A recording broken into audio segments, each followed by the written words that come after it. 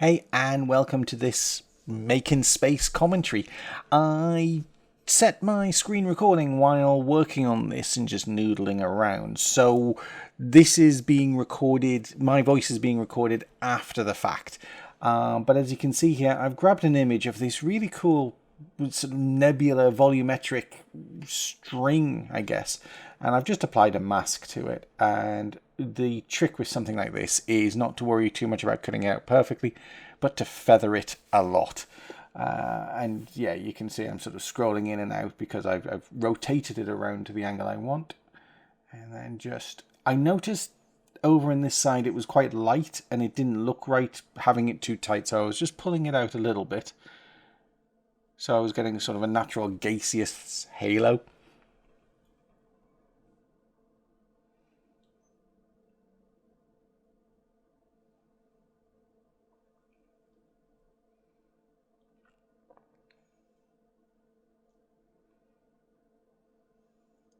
And I'm increasing the feather here, but I'm also then extending the mask points out. And I could have changed the mask expansion, which I'll be doing in a little bit for the other ones. So now just picking my next image to add in and see what that is. And this was going to be the core of my image from Midjourney, but I'm going to cut out all of the background, so I just get the foreground rocks. And I really did like this one too. In fact, actually, while I took inspiration from the first one, it's this one that we base pretty much everything on.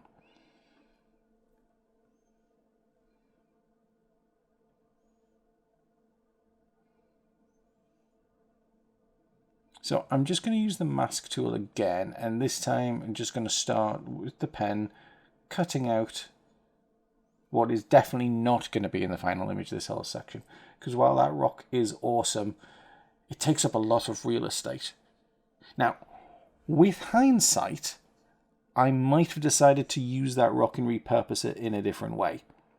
Of course, whenever you make a mask, it starts in add mode, but you can click to subtract to switch it around, so it cuts it out.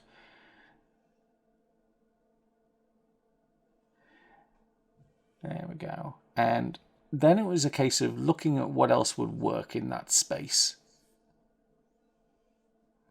And you can see, even though I hadn't conceived this shot when I started and using Midjourney to help me structure it, you can see I'm already getting to that point where, yeah, the idea of putting the planet in the background there is going to work.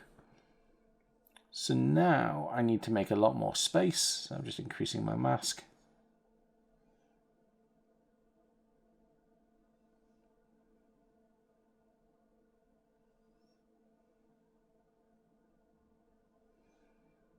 And I do like this weird rock here with the atmosphere sort of touching the bottom of it. It looks a little odd. But I also had a whole bunch of other images from Midjourney, so I was just trying them out in this space.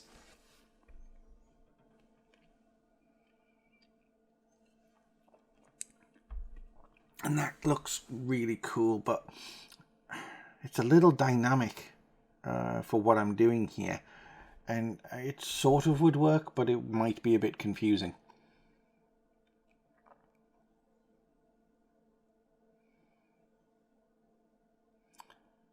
So on the same image layer as the that I cut out, I'm now cutting out the first rock. But I want that rock on its own, so I've now duplicated the image, deleted the mask from the first one, and then deleted the first mask from the second one. So what I've now got is just a rock on its own. Obviously, I've got it sort of in the background. And, oh, it's great when you miss clicking the points. But yes, now I'll hide that from the first one.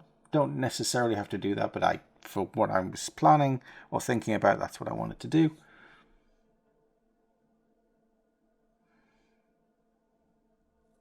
And now that I've got this workflow, I'm going to repeat that. So I'm cutting out this second rock. Oh, it's always great fun when you misclick. There we go.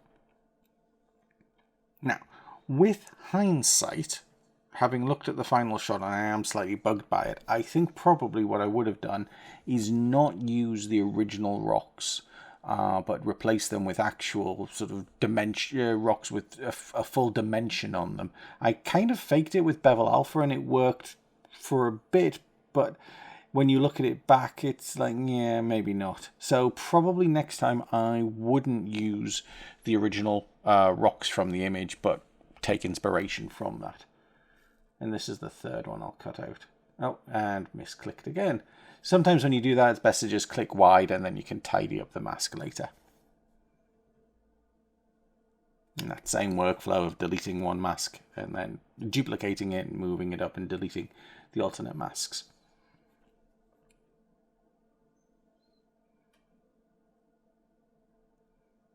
So I've got 3 rocks going on there.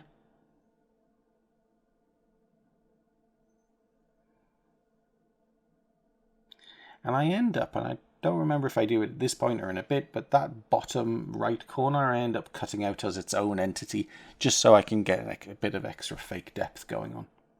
Oh, you know what? I'm going to do it now. Spoilers.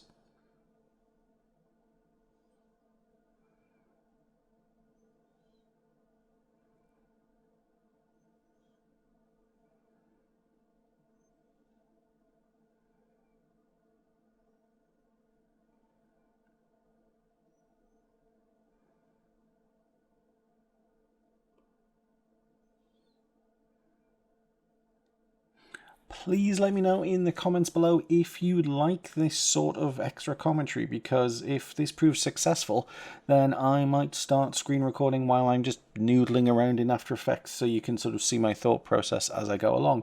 This is an experiment for me. I hope you're enjoying it. Of course, if you don't want my commentary but want to see what's happening, there's always the volume button. You can always mute me. So the trick I've now got with this rock is, because it's not isolated from the background, I've got to figure out how I'm going to cut this out. And what I tried to do initially is heavily feather the masks, but that leads to a really soft edge. So if I was wanting to portray that these rocks had gas emitting from them, that works quite well. But in this case, it didn't. So this was a sort of an experiment gone wrong.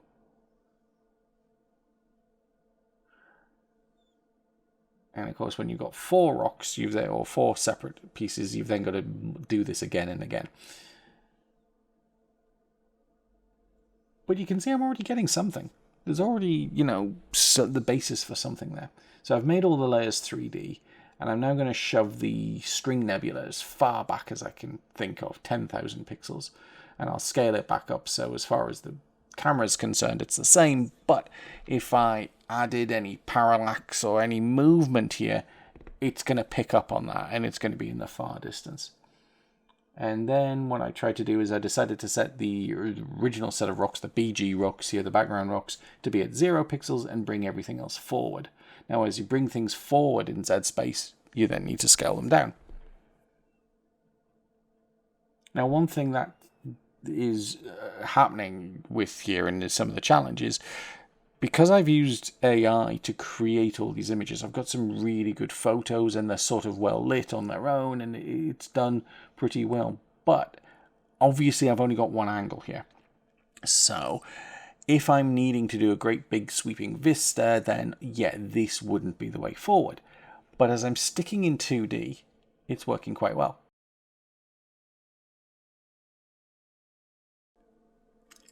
These Z space values I'm using are kind of arbitrary, but I was wanting to create some different levels of planes. In fact, I go on later to change them a bit. But yeah, I'm bringing them forward, so negative numbers brings them before the plane.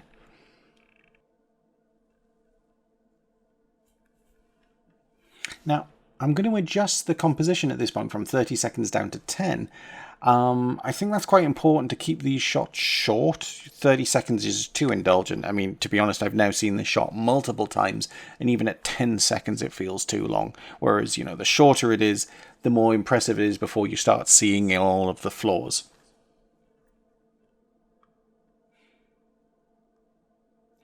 The other thing that I'm doing is note where the anchor tag is on the image. It's in the middle where the original background image was, which makes it harder to sort of move. So I'm just going to use in a second the pan behind tool, and I'm just going to drag that there. So, from a rotation point of view, if I start spinning the rock, it's going to spin as if it's from the center of gravity for that.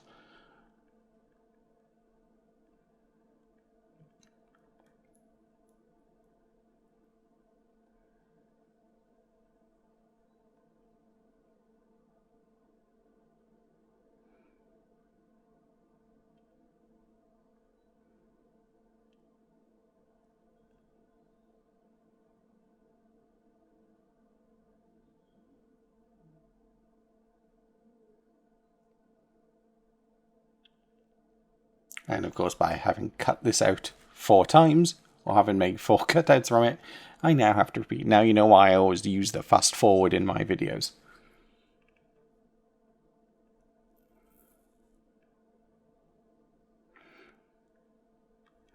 I think what was going on with this rock, oh, still on the pan behind tool, is that it's meant to be a bit of atmosphere, as if it was such a large rock. So I think, again, in hindsight, it's a wonderful thing, but it's not that it's a blue rock, but that's sort of an edge of atmosphere, which is an awesome concept, and I kind of undersold.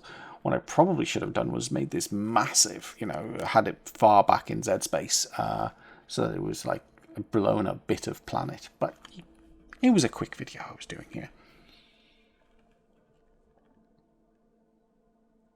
And I was struggling quite a bit to get the movement. And also, the feathering on the mask is becoming apparent here as I move it with something in the background. So just things to pay attention to. And that's going to change quite a bit, that animation. Now, I could have used my auto-orient here, and part of me is like, why didn't I? But, I say my auto-orient. It's my favorite tool. I didn't create it.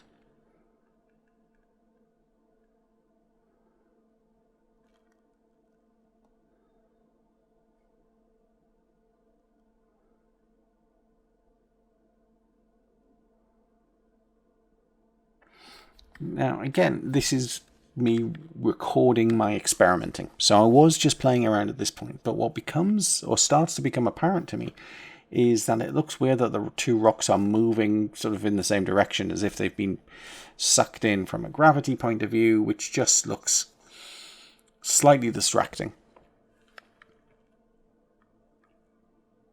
So I end up changing that, and I'm bringing the mask in much, much tighter now. And I'm going to drop the feather right down. And you still need a bit of a soft feather, so it's not the focus and it's not that sharp. And dropping the expansion down helps as well. So I'm getting rid of all those edge bits. And this is why I would probably use a different rock in this position in future and relight it and recolor it. Because it does become a challenge when you're cutting something out that's a hard body. You've got to make sure it doesn't have sort of any soft elements to it.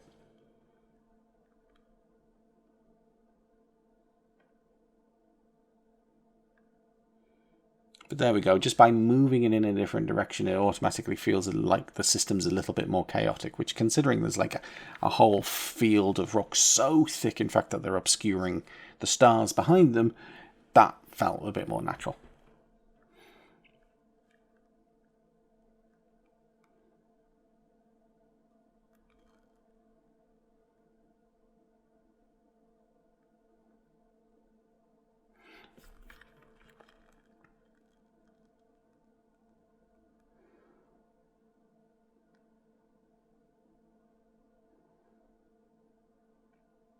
So now I'm going to use Bevel Alpha, and this can be a neat trick. I've used it a number of times, but by bringing them to the center and then dropping down the light intensity, I get to create some, well, fake shading and fake 3D-ness.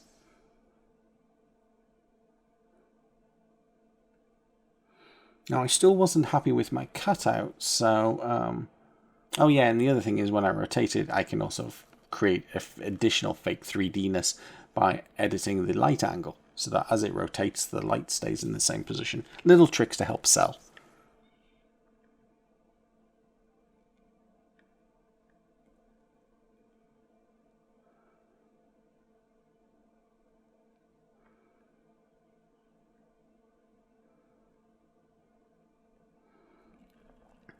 And for the light angle, I could have used an expression and linked it, but, again, 10 seconds, it was just as quick and easy to set those as separate keyframes.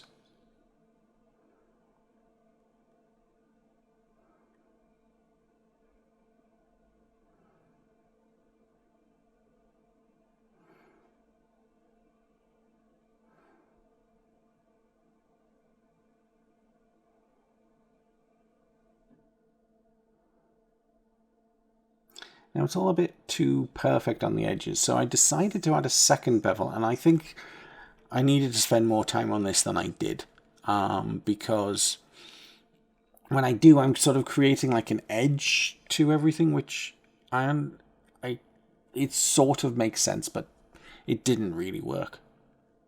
And I'm going to add a roughen edges to just help make it look like it's not perfectly being cut out by just a few mask points. But the trick with roughen edges is quite often to get just the right level of scale and border. And you can see I struggle a bit with this. If it's too vague, if it's the scale's too small, then it looks weird. And if it's too big, then there was no point.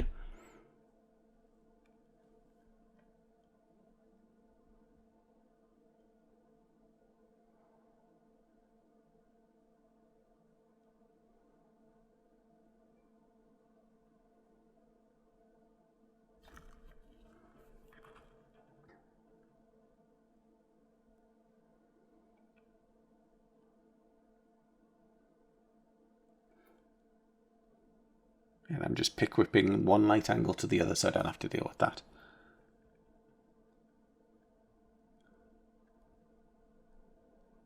I think I probably should have left that at a slightly larger scale. That edging didn't work the way I was hoping it would. See, the trouble with doing a commentary like this is I'm now pointing out all the flaws. You're supposed to just look at it for 10 seconds and go, well, that's amazing. At least I hope you're watching this because you saw it and thought that was amazing, and not watching this to see how you could make so many mistakes. Or how one person could make so many mistakes. But now I'm adding a camera, and this is where I'll now start. This is where I'll now start creating that final animation. And this is the whole point of arranging the 2D layers in 3D space, so that you can get this extra depth. And I always quite like to edit the Z rotation. There is no up and down in space, so why stick to just certain angles? And yeah, it was a little bit too extreme. Although, was it? Maybe I could have kept it at the other one.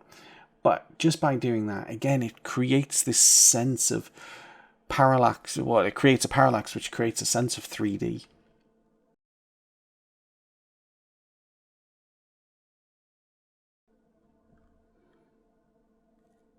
So I just skipped slightly there because it was at this point I realized I hadn't clicked save. You should always save your projects. And now that I've got my animation, you can see I've locked all the layers because I ideally don't want to have to deal with them. I now have to unlock each one and just get rid of any harsh edges.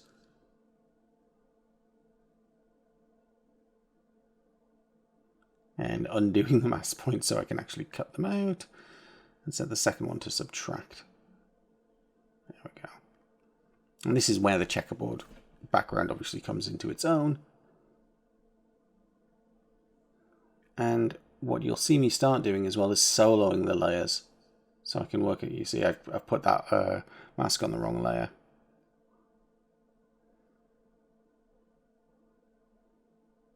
Yeah, I'll get there eventually.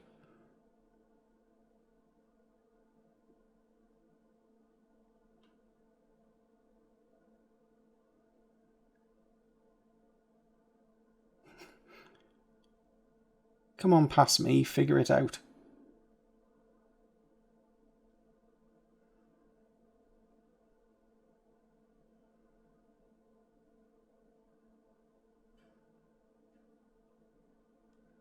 There we go.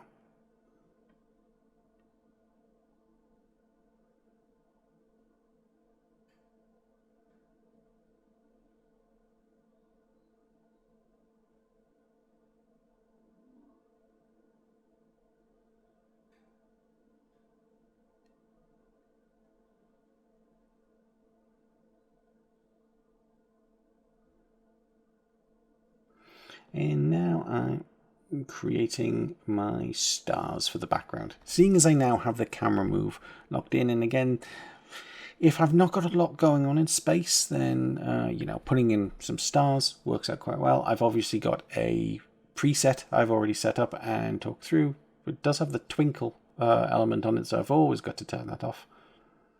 I'll turn that off because, again, that's just a 2D layer, but I'll now use that as the texture map for my 360 Starfield preset, which is an orb layer. And I've just duplicated my layer, which I shouldn't have bothered doing. I should have just created a new solid, but I'll now add 360 to that. And in maps, have it apply for my, use my 2D Starfield as my layer. And there we go.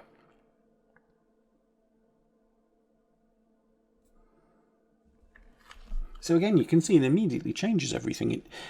It's not just a black background. I can see the gas through the bits of the nebula. I can see the stars through the bits of the nebula gas. And I'll now see... Now this is where you may have seen in the shorter video where I was trying to use the planet, because, I mean, that just looks awesome. But it started to... The whole animation's taken on its own life. And... Oh, hello.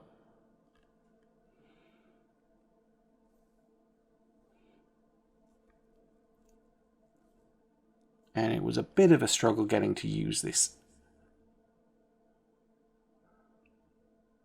I think one thing that I missed from when I switched it to orb later on is that far distance cloud of dust surrounding the planet. I probably should have used fractal noise on a layer in 3D, and I could have got that back that way. But for now, I was focusing on the planet. And these rocks in the background that I'm just cutting out now, they were part of the problem because they go behind the planet. And you can see the AI has done its best. It's created this crack. But I was starting to think, how am I going to use this? How am I going to make that explicit as to what's going on?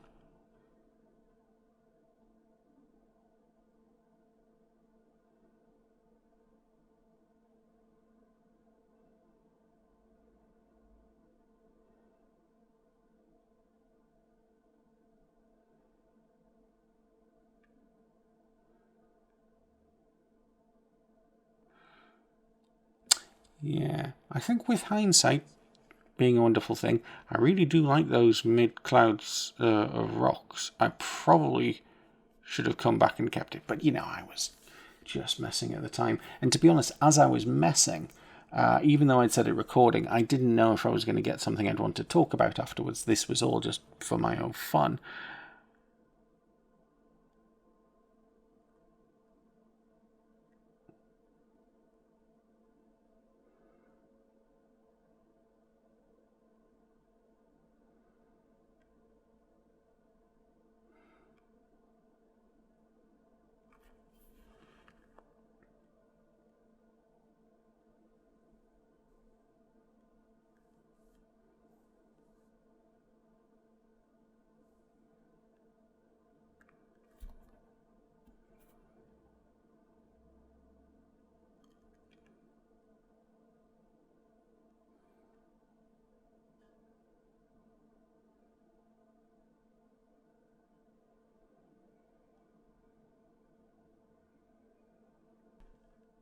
So it's sort of working, but ultimately I decided I wasn't happy. I was going to be spending so long cutting out the planet that was it actually going to be giving me anything, and was it going to be worth it? So I'm just going to skip ahead a little bit to, I've imported a project here where I've got a planet ready to set up, and I've just pasted it in from its own comp, and I'm just relinking all the texture maps.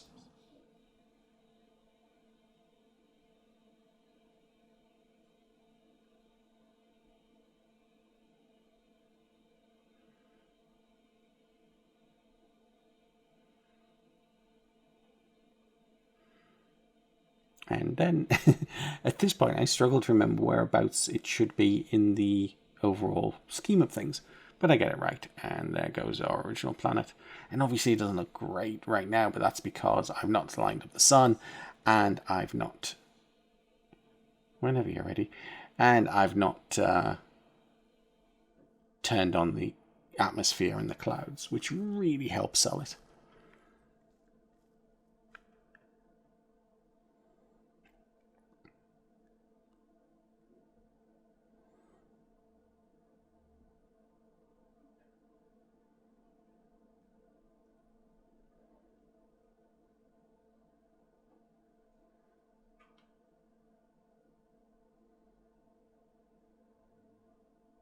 Now, this is something I mentioned in the shorter video.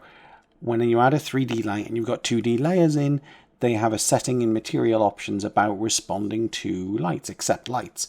But that means that if you've got a light source and you weren't intending it to be lit, then everything gets put into shade and dark and you lose control over the coloring. So just have to go into each layer and turn off the material options option for accept lights.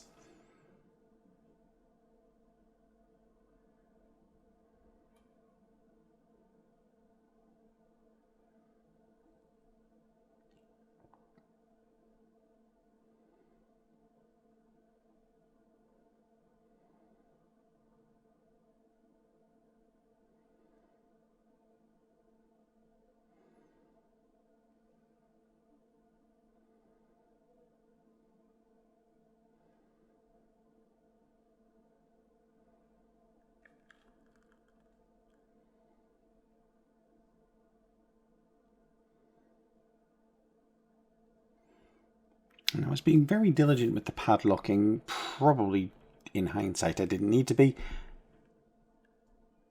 It is my comp, it's not like other people are working on it, but I was just sort of trying to make sure I didn't make a mistake.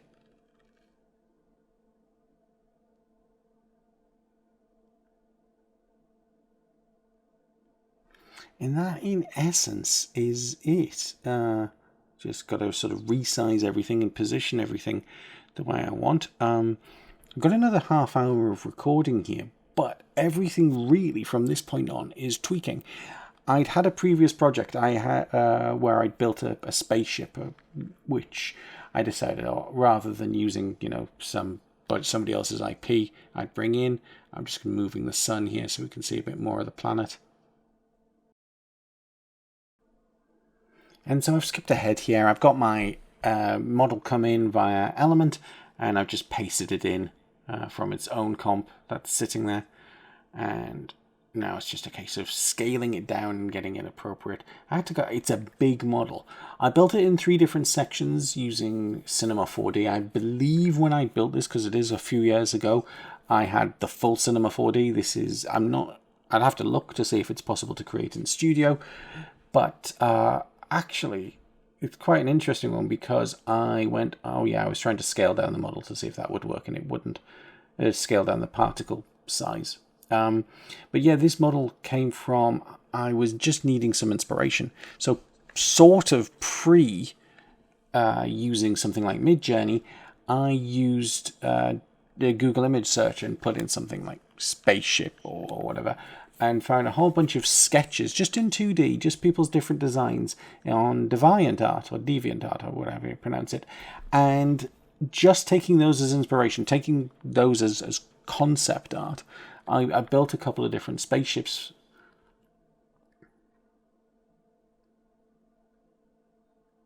It's always good to get inspiration from others, which is where using Midjourney, I think, is going to be a really powerful asset.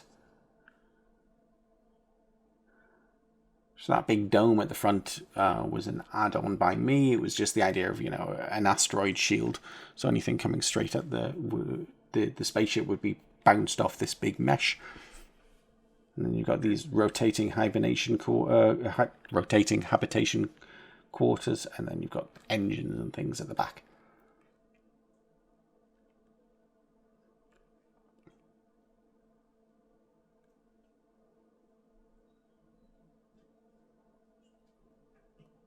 RAM previews are great, aren't they?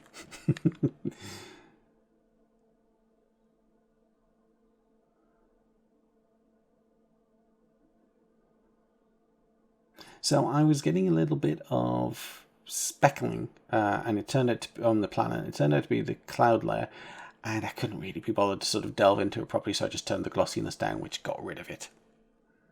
Kind of wanted a little bit of glossiness in the clouds, but it was distracting. There were little points of light. I don't know if you've picked up on this recording. And it's one thing to watch me slowly build a scene. It's another thing to watch After Effects slowly build it up in RAM Preview. So I've just edited that out. And I had the idea at this point while watching it, why not bring one of the rocks in front of the spaceship so that the spaceship appears to sort of be traveling through this asteroid belt or field or whatever it is.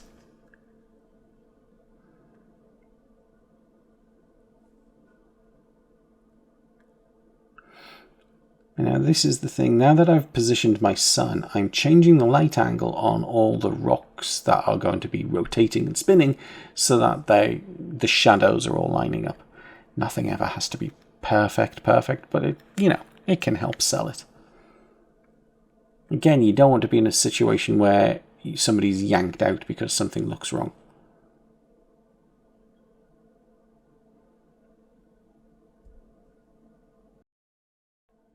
And another RAM preview there. Now, I started looking at the ship at this point, and while it's picking up the light from the comp, obviously it's a white light, but there's a lot of purple and stuff going on here.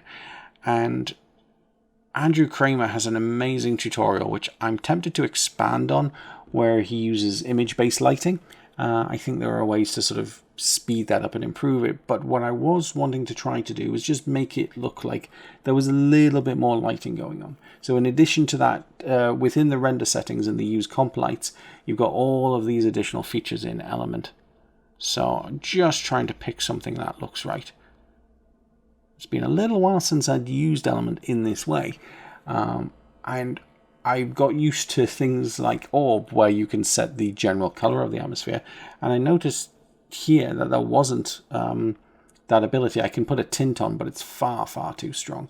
Watch what happens here when I try to put a bit of a purple tint, and no matter how I change that, I can't reduce that too much without going too extreme. So you can make it closer to white like I'm doing here, but you've really more or less got to undo it completely to get what you're after.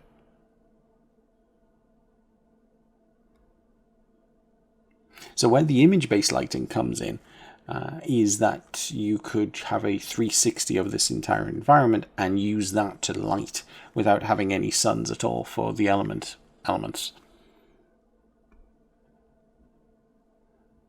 But as always with this, there's the measuring approach, the calculation approach, the getting it so it's exactly scientifically simulated, and then there's the what looks right approach.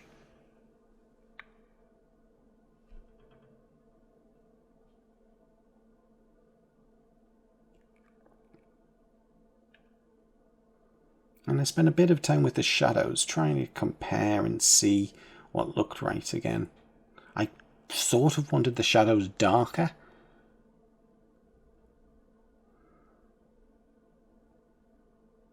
Now again, if this was, a final shot, maybe what I would do would be render out different passes or stack different passes of the element above itself, so I could have greater control. There is the shadow pass, and I could have darkened it and overlaid that. But, this was a quick experiment.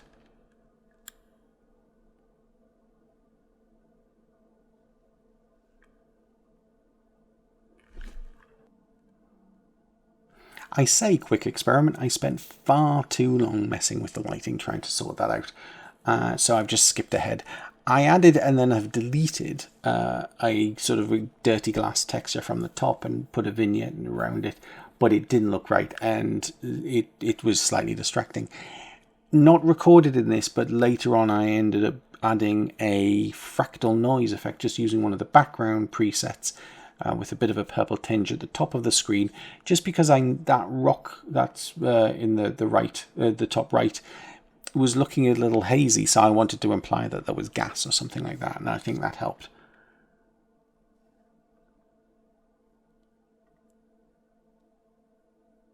What I did though add was a vignette, just to sort of focus where I wanted everyone to watch. But being a vignette and being a mask, I can go into it, and with the mask view masks tool turned on, let's just extend it so we can see that bit. But now what I'm doing is I'm basically telling everyone to pay attention to a specific area.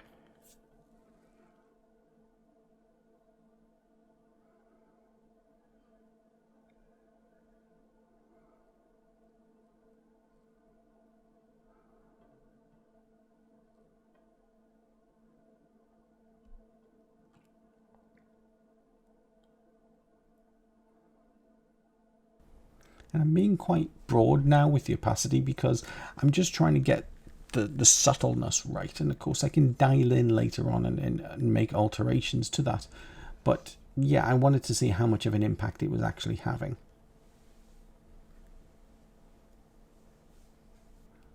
And so the last couple of things I did is I've got these engines that are powering the spaceship, so I animated them to rotate as if they're going to start braking the spaceship as it gets closer to the planet. Probably way too late, actually, considering how close it is. You know, this is definitely going to be a catastrophe. But it's just a bit of fun to add in a little bit extra animation, simply because I could with this model. But that's it.